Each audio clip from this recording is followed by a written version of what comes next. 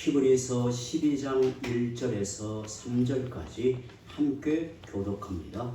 이러므로 우리에게 구름같이 둘러싼 허다한 증인들이 있으니 모든 무거운 것과 얽매이기 쉬운 죄를 벗어버리고 인내로서 우리 앞에 당한 경주를 하며 믿음의 주요 또 온전하게 하시는 이 예수를 바라보자.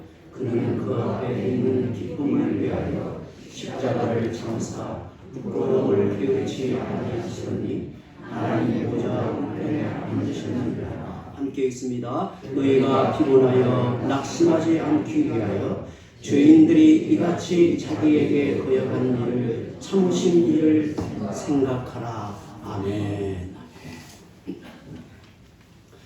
여러분, 하나님께서 우리에게 베푸신 구원은 하나님의 선택으로 시작하여 그의 부르심으로 믿게 되고 믿음으로 살아가면서 많은 고난과 시험으로 연단하시는 과정에서 성령이 우리를 영화롭게 하시는 일이 숨을 거두는 날까지 이어지게 됩니다. 신자는 이 모든 과정을 기계적인 존재가 아닌 인격적인 존재로 겪게 되고 감당하게 됩니다. 시험과 환난, 대적의 위험, 그리고 자기 허물과 연약함으로 인해 두려워 떨고 불안해하지만 주님께 자신을 맡기며 의지하는 믿음으로 또한 성령을 힘입어 감당하게 됩니다. 이에 대하여 하박국 선지자의 예언을 인용하여 히브리서 10장 38절 39절에 나의 의인은 믿음으로 말미암아 살리라. 만일 뒤로 물러가면 내 마음이 그를 기뻐하지 아니하리라 하셨느니라. 우리는 뒤로 물러가 망하는 자가 아니요 오직 믿음으로 영혼을 구원함에 이르는 자니라고 가르쳤습니다. 신자의 삶에는 담대함도 있고 고난 중에 힘겹게 벌이는 영적 싸움도 있고 오래 참고 인내하며 소망 중에 바라고 기다리는 이 모든 것을 가리켜 히브리서는 믿음으로 사는 삶이라고 요약합니다. 신자의 전 삶은 그가 행하는 모든 일이 은혜 안에서 이루어지고 이 틀을 벗어날 수 없음을 알려주고 있습니다. 오늘 말씀에는 신자가 믿음으로 살아가는 한 세의 삶에 대하여 경주로 비유하여 가르칩니다. 성도는 자기에게 주어진 삶을 하나님의 뜻대로 달려가야 하는 믿음의 경주자입니다. 믿음의 경주는, 여기에서 말하는 믿음의 경주는 순간적인 속도를 내는 단거리 경주가 아니라 오래 참고 견디며 묵묵히 달려야 하는 장거리 경주를 말합니다. 1절 말씀을 우리 다시 한번 읽어볼까요? 시작. 이러므로 우리에게 구름같이 둘러싼 허다한 증인들이 있으니 모든 무거운 것과 얽매이기 쉬운 죄를 벗어버리고 인내로서 우리 앞에 당한 경주를 하며. 잠깐 달리고 마는 경주가 아니라 마라톤 경주에서는 끝끝내 포기하지 않고 참고 달리는 것이 중요합니다. 저는 아직 마라톤 풀 코스를 한 번도 달려보지 않았지만 아마 우리 성도들 가운데 그 마라톤 전 이 경기를 해보신 분이 있을지 모르겠지만 이 마라톤 경기에서는 끝끝내 포기하지 않고 참고 달리는 것이 중요합니다. 믿음 안에 부름받은 신앙의 경주는 무엇보다 끝까지 참고 인내하며 달려가는 것이 사실은 제일 중요하죠. 믿음의 경주를 잘하기 위해서 먼저는 무거운 것과 얽매이기 쉬운 죄를 벗어버려야 한다고 하는데 이 말씀에 대해서 우리가 지난주에 자세하게 살펴보았고 오늘은 믿음의 경주자가 바라보아야 할 표대에 대해 말씀을 나누려고 합니다. 2절과 3절 우리 또 이어서 함께 읽어봅니다. 믿음의 주요 또 온전하게 하시는 이인 예수를 바라보자. 그는 그 앞에 있는 기쁨을 위하여 십자가를 참으사 부끄러움을 개의치 아니하시더니 하나님 보좌 우편에 앉으셨느니라. 너희가 피곤하여 낙심하지 않기 위하여 죄인들이 이같이 자기에게 거역한 일을 참으신 일을 생각하라. 아멘. 믿음의 경주에서 예수님을 바라보아야 할 이유는 그가 믿음의 주요 온전하게 하시는 분이기 때문입니다. 그가 믿음의 주라는 말은 그분이 예수 그리스도께서 믿음의 주라고 하는 이 말은 그리스도께서 우리 믿음의 근원이요 창시자라는 뜻입니다. 여기에 믿음의 주라고 우리말로 표현되어 있는 이 말의 의미가 믿음의 근원이다. 그리고 믿음의 창시자이다라는 뜻입니다. 우리의 믿음은 그에게서 시작되었고 그에게 근원과 토대를 두고 있다는 뜻입니다. 또한 그는 믿음을 온전하게 하시는 분입니다.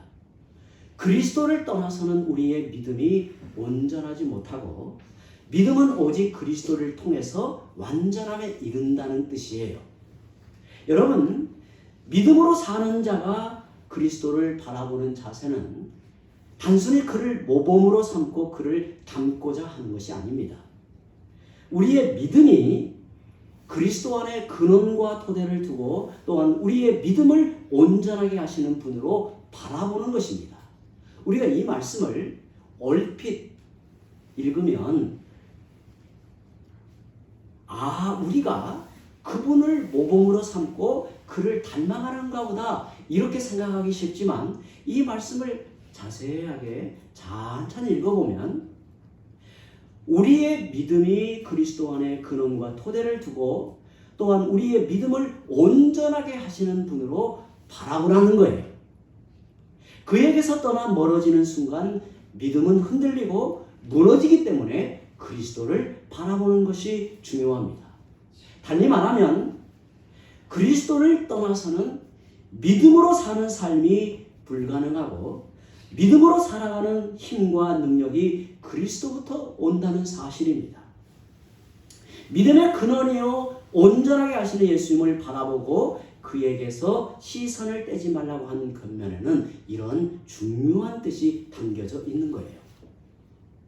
믿음의 선진들은 믿음으로 살아가는 삶이 무엇인지 본이 됩니다. 오늘 우리 장로님이 기도하실 때 우리 앞에 믿음의 선진들이 이러이러한 삶을 살았으니 우리도 그 뒤를 따라가는 우리의 믿음의 본으로 삼을 수 있단 말이죠. 그런데 그리스도는 믿음의 근원과 토대이시고 믿음을 온전하게 하시는 분으로서 우리가 믿고 의지해야 될 대상이란 말이에요. 사도는 이어서 그는 그 앞에 있는 기쁨을 위하여 십자가를 참으사 부끄러움을 개의치 아니하시더니 하나님 보좌 우편에 앉으셨느니라고 말합니다. 이 말씀을 언뜻 생각하면 그리스도께서 고난 후에 영광에 이르신 것처럼 믿음으로 사는 우리도 고난 후에 결국 영광에 이른다는 뜻으로 보여요. 그러나 앞에서 설명한 대로 우리 믿음의 근원이요 온전하게 하시는 분으로 그리스도를 바라보라는 권면에 이어서 그 이유를 말씀하고 있다는 사실입니다. 이런 맥락에서 그 의미를 살피는 것이 중요합니다. 말하자면 그리스도께서 믿음의 근원이요 온전하게 하시는 분이 된 것은 바로 십자가의 수치를 당하시고 하나님 보좌 우편에 앉으신 일, 곧 그리스도의 죽으심의 고난과 부활의 영광에 근거하고 있음을 알려주고 있는 겁니다. 잘 알아듣고 계시지요? 오늘 이 말씀의 이 핵심이 바로 이 부분이에요. 이 말씀을 제대로 이해하기 위해서는 이런 관점의 이해가 필요하단 말이에요. 그 앞에 있는 기쁨을 위하여 십자가의 수치를 견디시고 부활 승천하여 하나님 우편에 앉으신 영광, 곧 메시아의 영광에 들어가심으로써 그는 우리 믿음의 근원과 토대가 되시고 또한 온전하게 하시는 분이 되셨다는 사실을 말해주고 있습니다. 즉 우리가 본받아야 할 모범을 넘어서 그리스도께서 우리 믿음의 근원과 온전하게 하시는 분이 되신 근거로서 그리스도의 고난과 영광에 대해 말하고 있는 겁니다. 그 앞에 있는 기쁨을 위하여라는 말은 단순히 십자가의 고난 후에 들어가실 영광을 바라보고 기뻐하셨다는 뜻이기보다 그리스도의 고난의 죽으심과 부활의 영광을 통해서 이루실 일, 곧 죄인을 살리시고 하나님의 거룩한 뜻을 이루실 것으로 말미암아 기뻐하시는 것을 두고 하는 말입니다. 성부 하나님의 거룩한 뜻을 받들어 죄인을 구원하시는 고귀한 일의 기쁨을 위하여 십자가의 수치를 게으르지 아니하셨다는 뜻입니다. 아버지의 뜻을 이루고자 하시는 간절함이, 그리고 죄인들을 향한 주님의 사랑이 얼마나 깊은지를 일깨워 주시는 말씀입니다. 이제 3절을 또 읽어봅니다. 같이 시작. 너희가 피곤하여 낙심하지 않기 위하여 죄인들이 이같이 자기에게 거역한 일을 참으신 일을 생각하라. 아멘. 우리가 믿음의 경주에 임할 때 예수님만 바라보라는 것은 우리의 삶이 순경이든 역경이든 어떤 형편이든지 항상 주님을 바라보라는 뜻입니다. 그런데 이 말씀은 특별히 환난과 시험과 죄의 유혹이 계속되는 역경 중에서 참고 인내함으로 믿음의 경주를 끝까지 달릴 것을 권하면서 십자가를 참으신 예수님을 깊이 생각하라고 교훈합니다.